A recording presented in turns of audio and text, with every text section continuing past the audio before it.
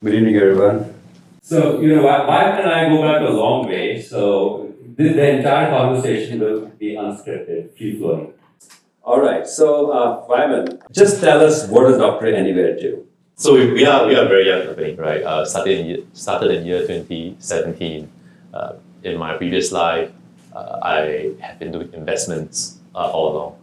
First job out of school was investing in real estate in Standard Chartered Bank, investing the balance sheet, and second job was working with a local company called Temasek, right? And I've got my ex-colleague here, Joanne, right? Yeah, Joanne, into my second year, we actually hosted a company retreat together. It's one of those, you're a newbie to a company, they'll push you to do something stupid, and that's when we both got the case, right? So it's 7 years why it got started and what are we doing, right? Is started in Singapore. When we first started off, we were most people know us for telemedicine services, right? But over the past few years, we have also evolved. Like most companies these days, if you don't evolve, then it's going to be troublesome for you, right? So we all evolve as well. And what we have done in the past few years is that we have expanded into offline healthcare services. We have also expanded into not just primary care where we started, we are also now in specialist care as well. So through our platform, you can see ophthalmologists, urologists, gynecologists, so on and so forth, right? And why are we doing all these things? At the end of it, what is our vision? Right? Our vision is to be able to build a decentralized hospital, a hospital without beds. So if you think about the conventional hospital today, you think about a building, you think about beds, you think about X-ray machines in there, MRI machines in there. The challenge for us and the exciting part for us is understanding the various components of the hospital, deconstruct them, modularize them, decentralize them away from one single building. That's when we can actually bring down the cost of healthcare, right? Just a quick one on healthcare. This is me talking as a Singaporean, right? Healthcare costs is increasingly unbearably high, and most of us here, if you're a Singaporean, you would have bought this thing called Shield, right? It's like a national healthcare plan. If we don't do anything about Shield today, controlling healthcare costs today, do you know that in 10 years' time, the premium that you have to pay for Shield, it's about $20,000 a year. So today we are probably paying like $3,000, $4,000, but in 10, 15 years' time, if we don't do anything to control right now, you're talking about paying $20,000 a year. And then the question is, by then, how many of us can really afford healthcare plan? And then we'll go into what America, the US is facing right now, which is extremely high healthcare costs, right? So what we're trying to do, coming back to what we're trying to do, is we are really, really trying to decentralize services, facilities, so that we are once again able to bend and shift the entire healthcare cost, hopefully to lower it, and then we can pass on the savings to consumers. Wonderful. Thank you for what you're doing. We will talk more about healthcare and all the technical, technology, geeky stuff, but we want to decode the mind of an entrepreneur. And you can't do that. You can't do the surgery on the mind of an entrepreneur without going to their childhood and the early influences. So take us back, Wyman, to your really early influences. It could be your childhood. What were you doing? At what stage did you realize that you want to become an entrepreneur? How early was that? Who were your first influencers? And take us back to 20 years back maybe. Frankly, I've never thought about being an entrepreneur, right? If I tell you yes, I'll be lying to you. But if I were to ask myself, have I seen little ideas of whether I would be one? I thought so, right? In primary school. So unlike most of us here, I didn't grow up in a even complete family, right? So my mom passed away when I was 5, and then my dad went to jail when I was 5 years old as well, right? So I grew up with my grandmother, and I would say, survivability issue back then, right? I needed to go earn my own keep. So I remember when I was in primary school, what I would do is that I would buy stickers. I'm not sure if you know back then, at least I'm born in the year 82. When I was in primary school, I could stop by a shop. I was staying at Outram Park. I could stop by a shop at People's Park Centre. Most of you would know because it's gone today. And I will bulk buy stickers. I will cut them up, and I will sell them as earrings to my friends, my classmates. Right. So a pair of stickers. Then they can stick it on the left and right ears, and I will bulk buy for like I think $2, and I can sell each pair for 20 cents. So then that made me some money back then, right? You might think that it is insignificant, but that made a difference between I get meat for my lunch or not. Yeah, that really made the difference, right? Because and to the point that the auntie selling me the curry rice would know that sometimes if the boss not around, you just give me a small piece of meat, right? So that was really entrepreneurship, but that was forced, right? That was because I had no choice. But I think that really helped to kind of train my mind in and see things very, very differently. And the other instance is when I was much younger, right?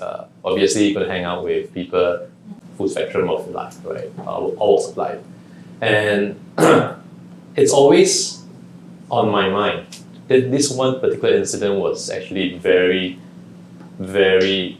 It's very deep memory for me. I was actually almost raped by a guy. No way, really, really, really, right? So it's just this very nice guy taking care of me, and one day he said, "Hey, why don't we go have some durian?"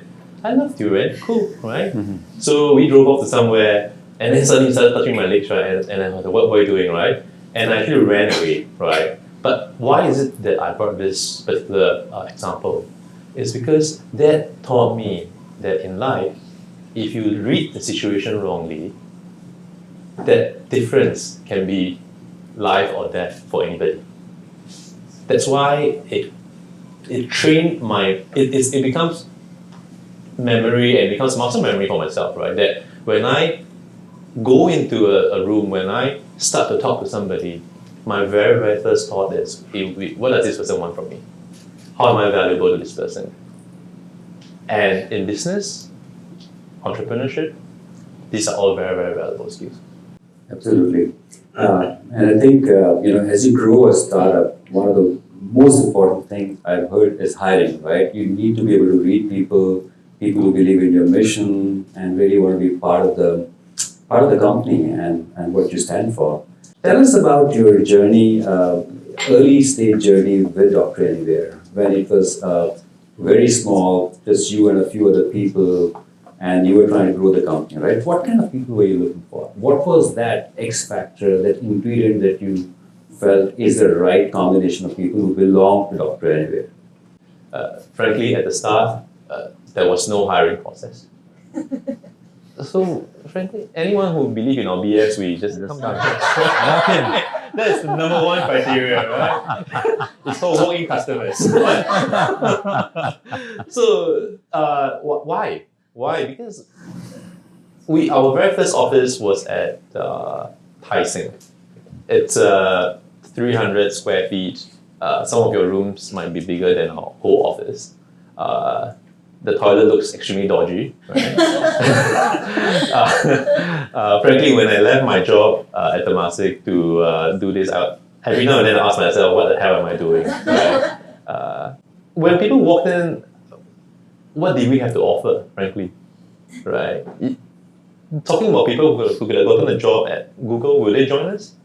Right? If I needed a head of comms, I talked to you, Perry, will you join? Oh, come on. right? I will. 40%? Okay, then.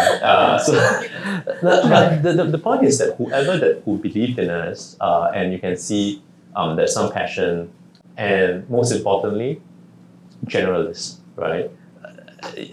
Today, obviously, when we look at our own team, we have Melissa there, who's our lawyer, right? We have Irene, who's doing ops, and we have XY, who is in charge of marketing. But the honest truth is this: it's only until the past couple of years that we have subject matter expert. In the first 1 year, 18 months, right? You're talking about this person who can do PowerPoint, fiddle a little bit with Google Ads, and when the AC is down, can you please fix the AC as well?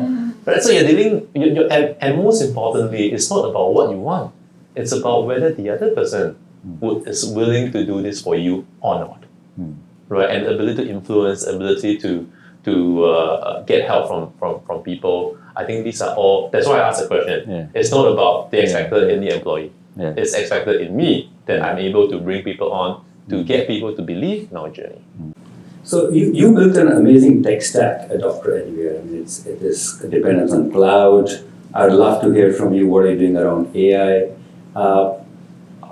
What made you firstly imagine a company which is so tech focused? Tell us more about the inspiration behind that, and also how did you build up the tech stack? Is it something that you were really passionate about, technology, or did you get the right people to bring the technology for you?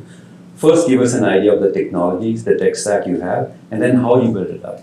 Okay, so if I were to talk about tech stack, most of us would fall asleep here, right? So I wouldn't torture all of us here.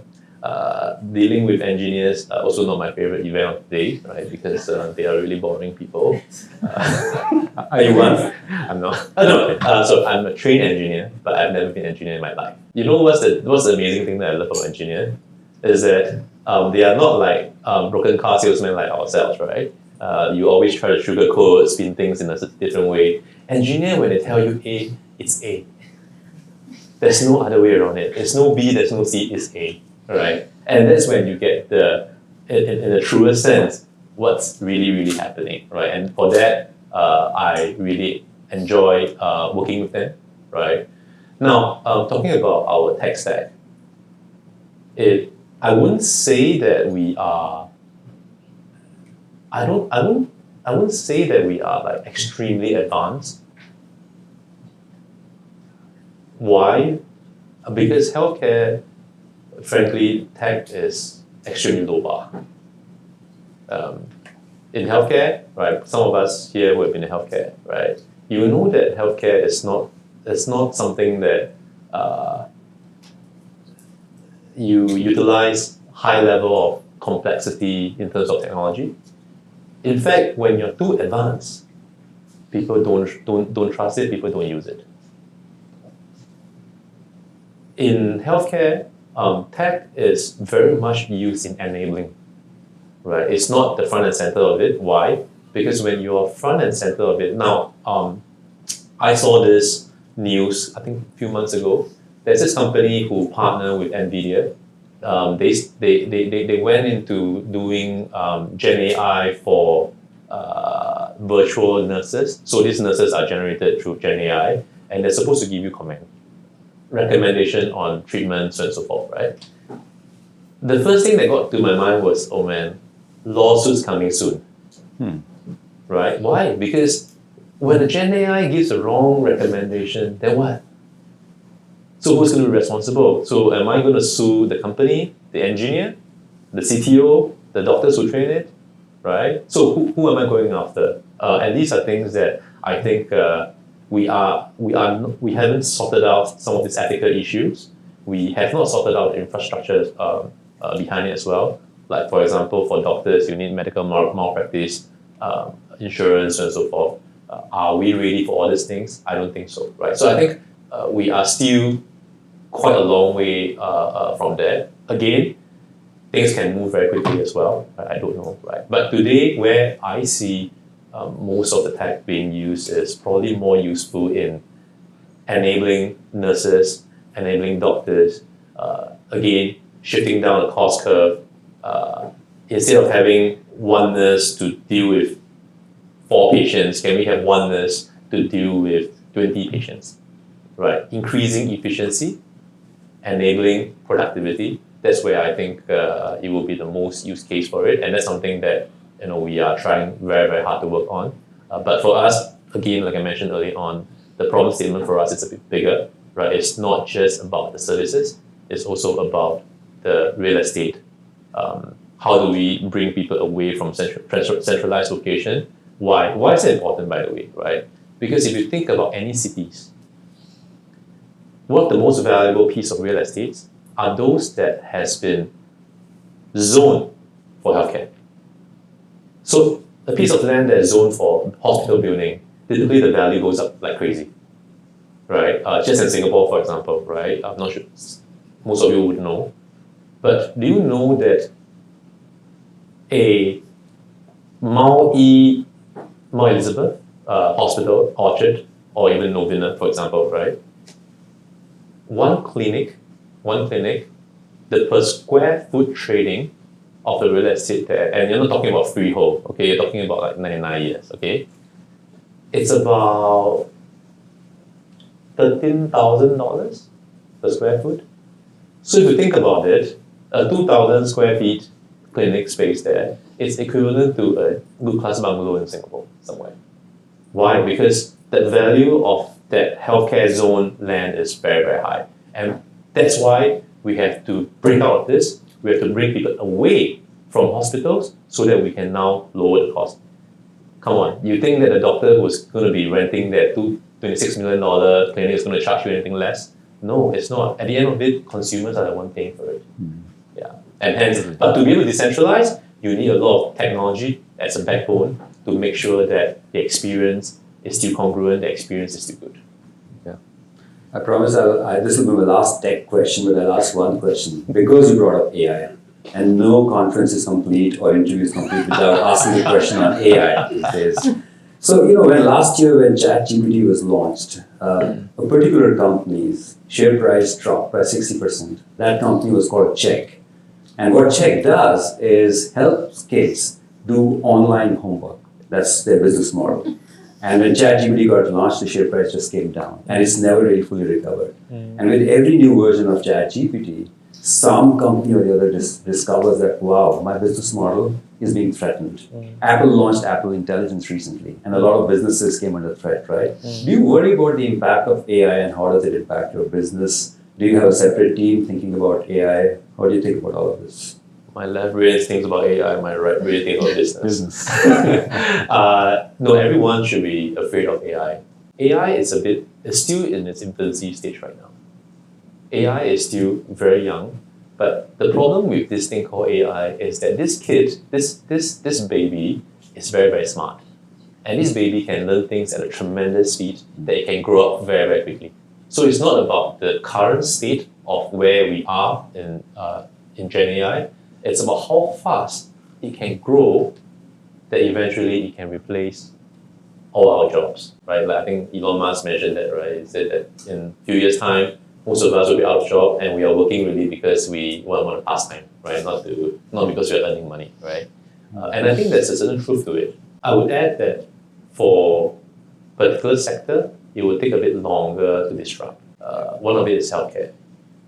Why? Because you can go scrape the internet for any kind of data, but there are two sectors that you have less information on, right? One is healthcare, the other one is your own finances, right? So I think healthcare is something that at the end of it, you still need to work with healthcare partners to be able to get some of this data. Healthcare is very bespoke. My problem, my healthcare, depends on my medical need, my healthcare needs depends on my gender, my age, my race, so on and so forth, right? And what's applicable in the US, Americans are different from Asians. So because of that huge difference, that's why you find that it is a sector that will benefit from Gen AI, and it shouldn't be disruptive to us. Yeah, again, because today in healthcare, if you look around, it's an extremely inefficient space. Very, very inefficient, and with Gen AI, it should help to again disrupt the space and hopefully it brings benefits to all of us here as healthcare consumers. So life as an entrepreneur is full of challenges. What was the toughest challenge you faced so far? So when I first started off as an entrepreneur, I couldn't sleep very well because every day there will be problem. Every day there will be problems, and sometimes I would just wake up at 3 a.m. and okay, I think I kind of know the solution. Then I'll go to my phone, I'll type in the solution, right? But these days I sleep better because Because you're doctor anywhere, or I provide the same service myself. Right? No, because there are too many problems now, right? That I can't remember any one of them anymore.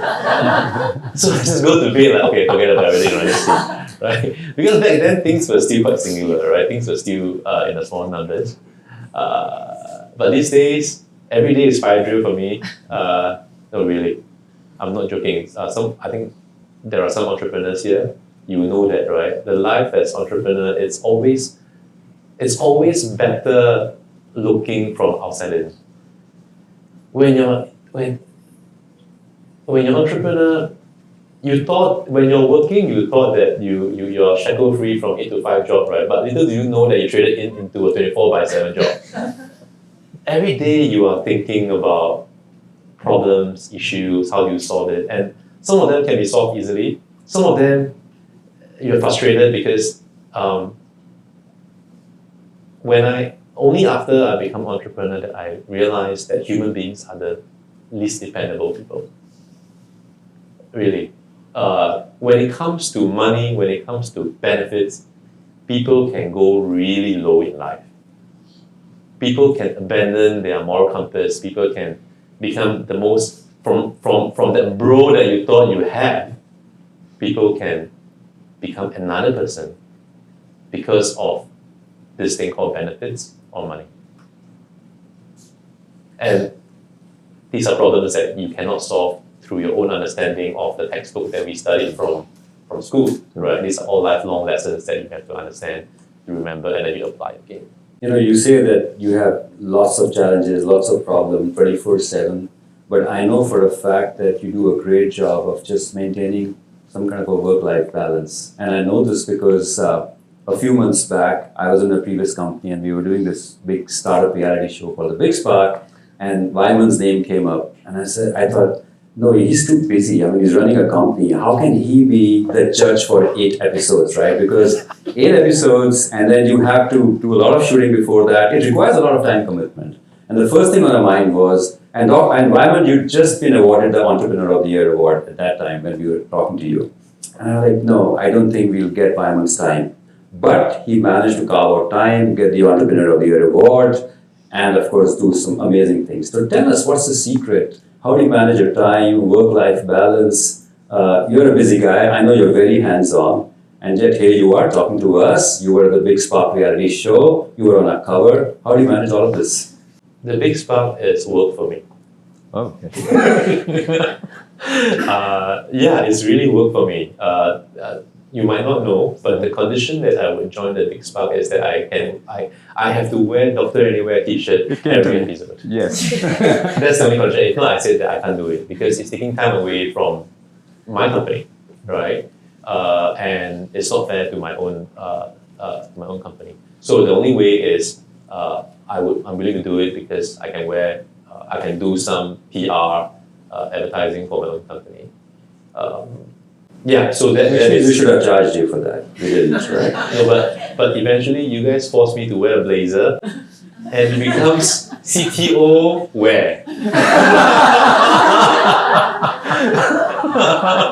Instead of Doctor Anywhere, it becomes CTO wear, right? So I got a lot of feedback from my friends, right?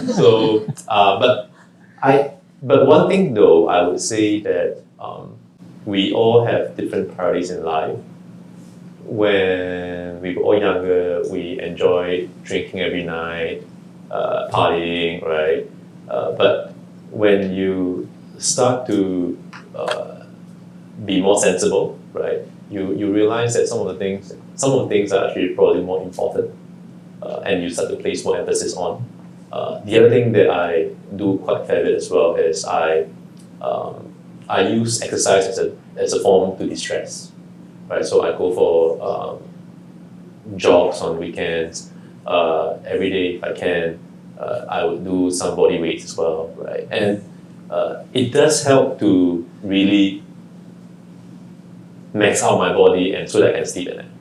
If not, the honest truth is that really because there are so many things weighing on my mind every day, I can be smiling and talking and then suddenly someone will text me and problem A, problem B, and I'll be, right, here we go again, right? And because of that, one of the other things that I also always, because I do have some friends who are entrepreneurs as well, I always tell them that it's very, very, very important to know where to detach. Yeah, because there are just too many worries in life, right? But if you don't learn to detach, depression will come, right? But you have to be able to take yourself out of yourself and say that, okay, screw this shit. Just for this tonight, screw this shit, and do what you want to do and do what you need to do. Wonderful. Screw this shit. Hashtag screw this shit. So, you know, a lot of entrepreneurs, normally they fall in two categories. There's one category which are very clear about their vision, that I'm going to be a certain size. There's so many business lines 5 years from now. Some of them are like, you know, I'm having fun, I'm having a good time, this is a running business. I'm going to grow, but I'll take it as it comes, right? Which one are you? How far ahead do you plan? And do you have a very specific vision for Dr. Anywhere for the future?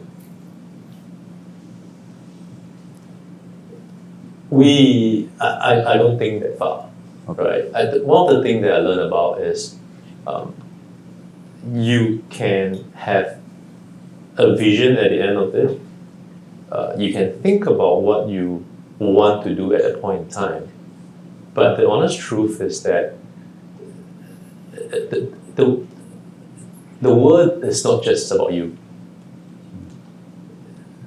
There's this theory called relativity, right? So while you're moving, everyone else is moving as well, right? So nothing stands still in time and space just for you, right? And because of that, so if I mentioned earlier on that I was an investor, right? If today I want to invest in a company, a young company, one of the most important, I would say, ability that I will want to see in the founder is ability to pivot. Ability to understand that, okay, I have a grand vision at the end of it, but I'm not super glued on to that because I know that things can change. And my job is to make sure that I go with the flow while maintaining a form of what I want to build and eventually lead a team of people to get there. Because startup is, after a while, it's no longer about the founder, the co-founders. Really, I would be lying to you to tell you that it's about me, right? I'm just happen to be nominated to be wearing nice LV sponsored outfit to be sitting here. The honest truth is that without a team, there's no company. So after a while, that's why I say, right, talk about all this tech stack nonsense, right? At the end of it, it's about human beings, isn't it? At the end of it, it's about how I work with my team to eventually build something that could work. But do I know how to code? Maybe, but it's been a long time, right? Am I a doctor? No. Am I an accountant? No. Yes, I might be able to do certain parts of this at first, right? I could pretend to be a lawyer, like Melissa always say that I try too hard, right? But the truth is that I can be a jack of all trades, but I must of none, right? But eventually, when we reach a certain stage, if you want to continue to build, then the ability to lead, to influence, not just by authority, not just by position, but because you are a producer yourself, you're able to create that rapport, the influence of the team, and eventually also train other leaders of the team. these are all very important aspects in trying to build towards a vision, I would say. That was a great answer, but I'll ask it in a different way again. In a more philosophical manner. What does success mean to you? Playing golf every day. No worries. We don't believe that, come on. You can ask my team. My team knows that. I always tell them that when I can play golf and nobody's calling me, there's success. But what is success? I wouldn't lie to you. When I first started off, there was definitely that greed in money, right? Everyone also think that if you start a company and it grows to somewhat semi-successful, you might be able to sell it off and make some money, right? We are not there yet, right? But the honest truth is that although that was part of the motivation that when it was started, but as we grew throughout the whole journey, even right now, frankly, it really is not about that anymore, right? It's a lot about responsibility. It's a lot about changing an industry. It goes back to the same thing, right? Leadership in leading a team, leadership in the industry. The very, very big burden on the shoulder is that when you want to be a leader in an industry, everyone start to look at you, and the pressure is just tremendous, really, right? Because everything that you're doing, there's no win, because when you do it right, people copy you. When you do it wrong, people say, that guy's stupid, right? So maybe to put it shortly, right, success means to me, right, is really to be able to continue to do what I'm doing, hopefully with a team of people who trust me, and I will trust them as well, and eventually try to. There will be no. It will always be suffering, right? In startup, it will always be suffering, right? But hopefully to be able to find some fun in that pain and suffering, and eventually, hopefully, at least for me, I can change how healthcare is being done in Singapore and the region, and that to me would be perhaps a milestone for success. Wonderful. And play golf on Sundays at least, right? No. I'm talking about weekdays. All right, this is where we turn to the audience for questions. Any questions from the audience? My name is Felix. Thanks for the conversation. I'm very curious. What is something that used to be important to you when you were younger and doesn't matter right now as you grow older in your business or in your life? Money. No, really. I share with you my growing up, right? It was not the easiest journey for me. So money was really important for me. But I think as we all grow, one thing is this. People always ask me, right? So why did you start?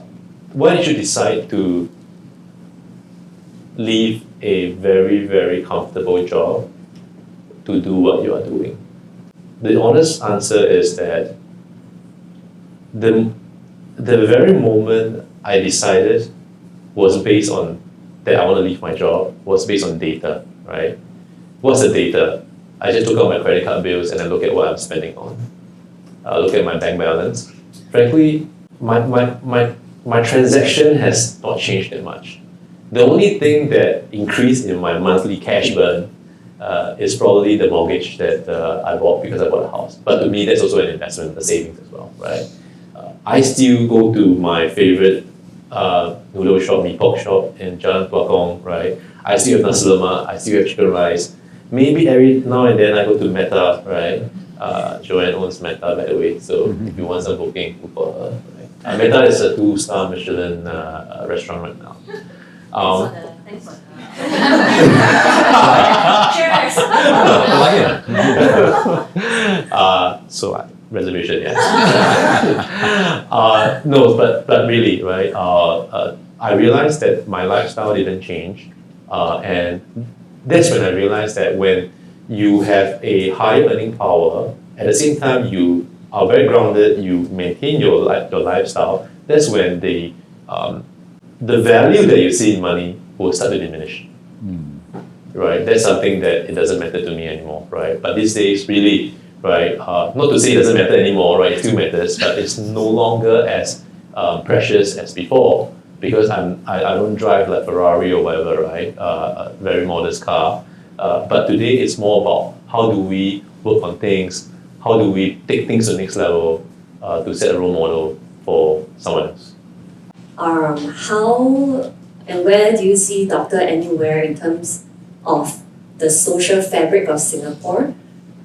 Whether you're thinking about whether it is pushing the divide wider between the haves and the have-nots, and that would be such a travesty, right, for people like you and me who come from blue-collar working family backgrounds. Yeah.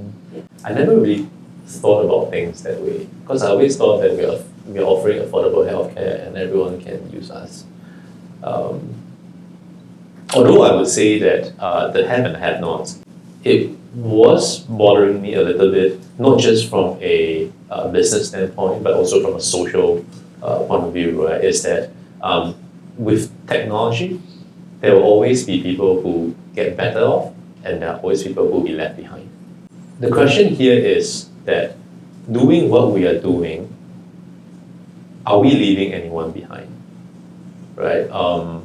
Like for example, Grab, right? Grab recently they launched this feature that was quite interesting, right? They enable people who are blind to be able to also book a Grab as well. So these are things that I thought quite meaningful. But one thing that and there are instances that some of the things that we're working on as well, right? But one of the things that I do think about is also when we think about having an innovative idea at first, that eventually it weaves in very nicely with existing experience.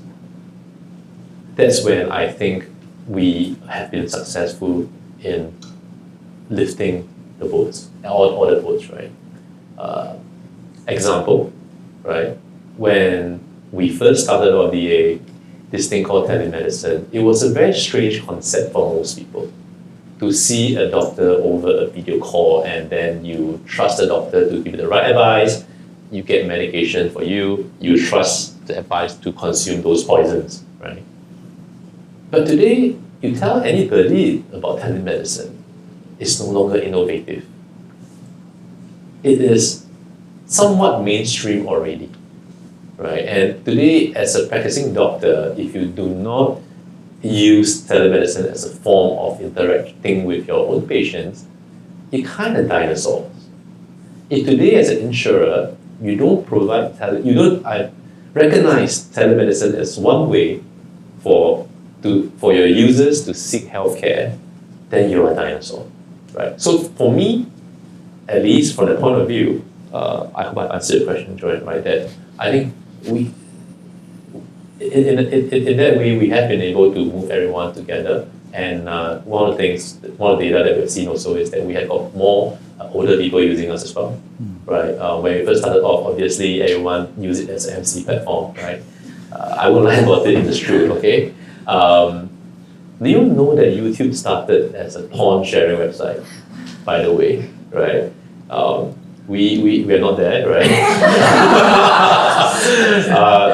But still an MC platform. But I think over the past few years, we have also transformed into people really using us for real healthcare advice. And yeah, it's getting very mainstream right now. For the future of healthcare, I would say that digital infrastructure, that backbone really needs to be there for us to really sort of drive change in healthcare, which you know is something I'm really passionate about. So my question to you is, how are you looking at like really building out, say, that digital backbone and infrastructure that's really needed to really facilitate the future of healthcare, right? Where it's truly decentralized. How are you guys approaching that? Being able to capture data, healthcare data, is probably one of the most basic, primitive way of understanding your own health. And it really, really does form the backbone of healthcare, I would say. Interesting facts.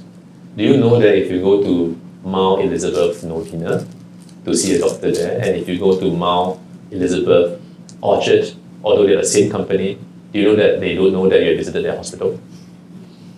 Yeah. Why? Because healthcare data sharing, even storage, is today just absolutely arcade, right?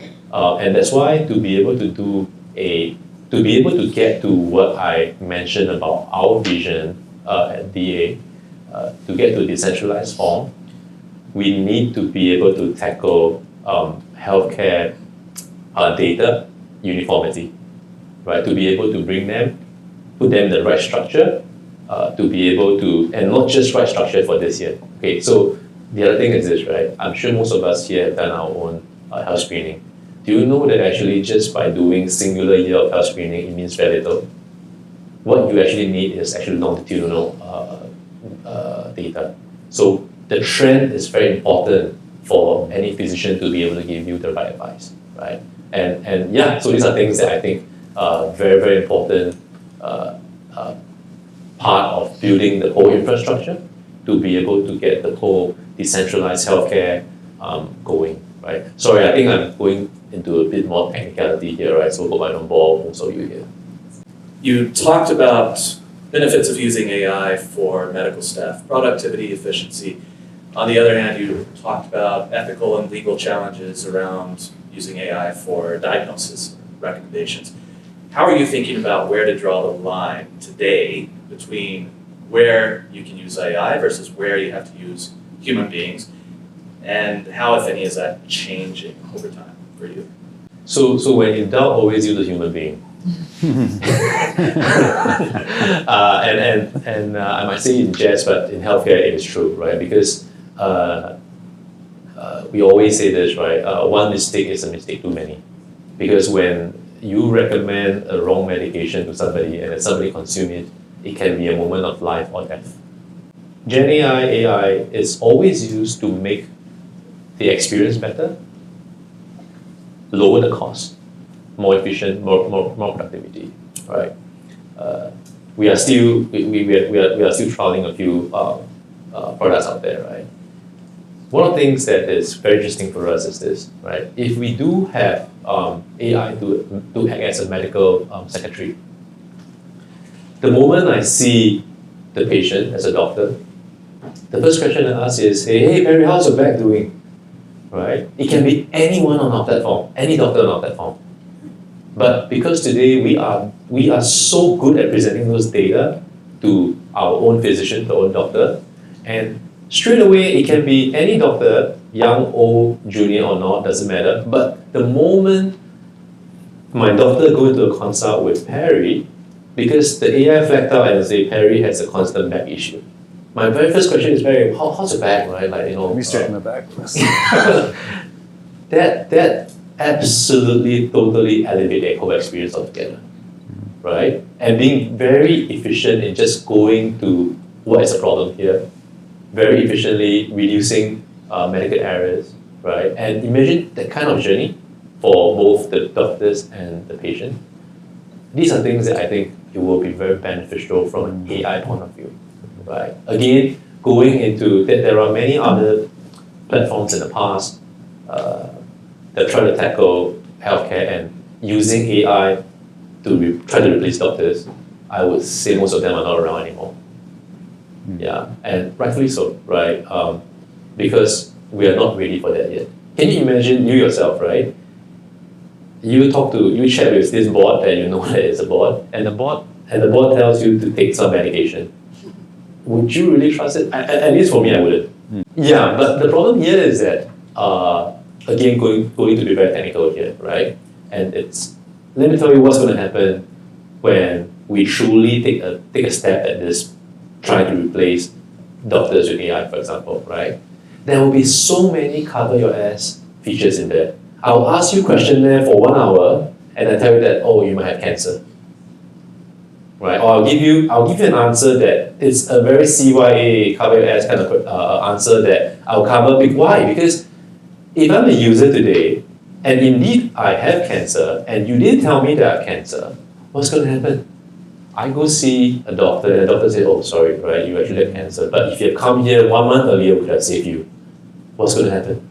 you're going to make sure that you suit that whatever AI to the last day of your life, right? So that's why I do think that it is not viable today, and nobody, from consumer to doctors, nobody is really standing by behind that, and that's why the best is a little experience, reduce cost. Hi, women. My name is Beatrice. I'm also in the healthcare industry. So I have a question for you. I would like to know how DA sets itself apart from the other players in the market, for example, like Manadoc or even Healthway Medical, who's going into teleconsult as well, or SpeedDoc, who's also doing hospital at home. Like, it's such a great idea that everyone is copying it, right? So how does DA continue to set itself apart as, the leading provider in this teleconsultation market? They don't have Iman, by the way, so there's the biggest difference here. So no X Factor, but in other ways. We continue to be very grounded. We don't sell MCs.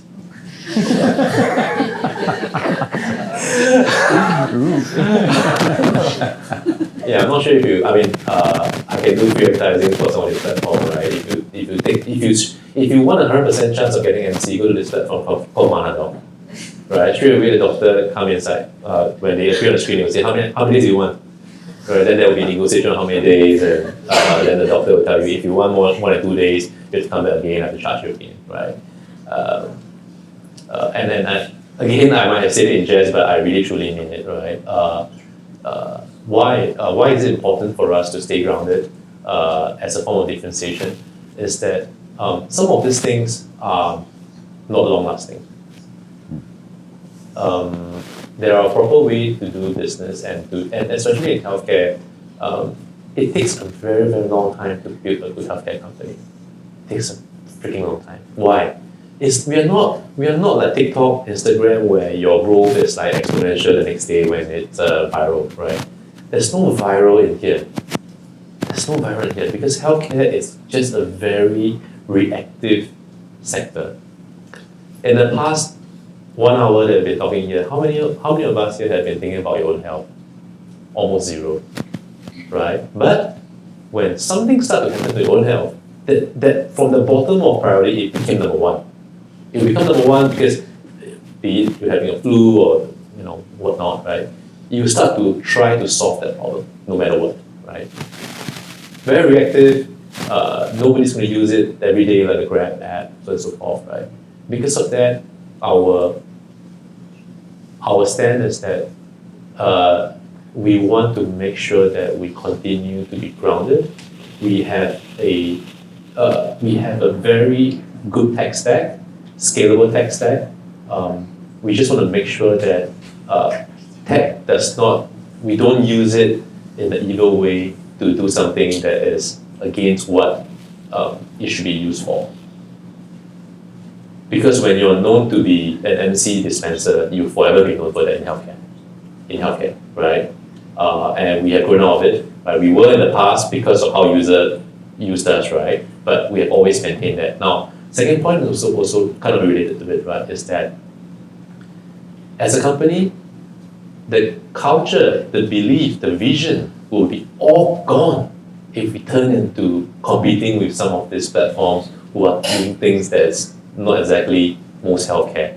If you ask some of my employees, some of the believers, especially now, some of them left Google, some of them left Netflix, very, very good job to join us. Why? Because they truly believe in the mission. But the next day I go do an all hands meeting with my team and say, hey guys, there's this very lucrative job sector called MC insurance, right?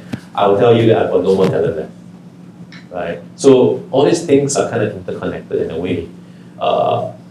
But like I say, we have moved from being a telehealth. Just now the commonalities that you mentioned about this company, right, is that they are building singular subsector work, right? Be it home care services, telehealth, and whatnot. But in my opinion at least, it being spent 7 years in healthcare, the chances of success is a lot lower if you are not integrated. When I say integrated, it means that you have to control the journey from primary care to secondary care to tertiary care and eventually back to wellness. Right? Meaning GP, medical specialist, hospital, and eventually sell you something that you can use every day, right? So for that, it will be a long grind, but our hope is that eventually people will see what we are doing, the good work that we are doing, because it's very easy to succumb to the temptation, but we have not. If you were to recommend a movie or a book or an article or a work of art for this wonderful audience, which one would it be and why? For a book, I would recommend biography on Robert Kwok. I really enjoyed that book. Right? If not for more local taste, you can try the Singapore Story about KY. To me, that was quite inspiring as well. For movies, for kind of a drama or whatnot, I started watching this because I wanted to be better at my Chinese language. But somehow or other that caught on to me, and I watched it like maybe 10, 20 times. It's a 120 episode. It's Romance of the Three Kingdoms, the Chinese version, right? You can watch it on YouTube.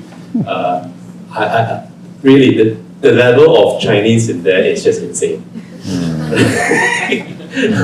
And why is it that I want to do that? It's because all along I just feel quite ashamed, right? Like being a Chinese, my language is not that good, right? And I just want to be better at it. That's why I went to watch that. But somehow or other it caught on. But truly for leisure and not for learning, I always thought that this very, very trashy comedy, I thought you guys should, if you're interested in techie stuff, entrepreneurship, you should go watch it, right? It's called Silicon Valley. You watch it? Yeah. How many times? Just once. I watched it the entire, how many seasons, right? I watched it for like at least 5-6 times, really. Wow. Yeah. Because in there, some of you who have watched it, right? If you trace back on when they made the show and when tech eventually happened, you realize that they have been forecasting rightly all the tech that happened. Even when Gen AI became popular right now, they already have been featuring Gen AI in the show since 4 years ago. Yeah, I mean, the script writers actually have some Bay Area insiders there, so Yes, they actually right. know. Yes. Wai Mun, it's been incredible. Thank you. You've given us a lot of pearls of wisdom today. The two highlights for me were the value of money diminishes as you grow, and when things are piling onto you, screw this shit. Hashtag screw this shit. Thank you very much, Wai Mun, and thank you everyone. Thanks everyone. Thank you.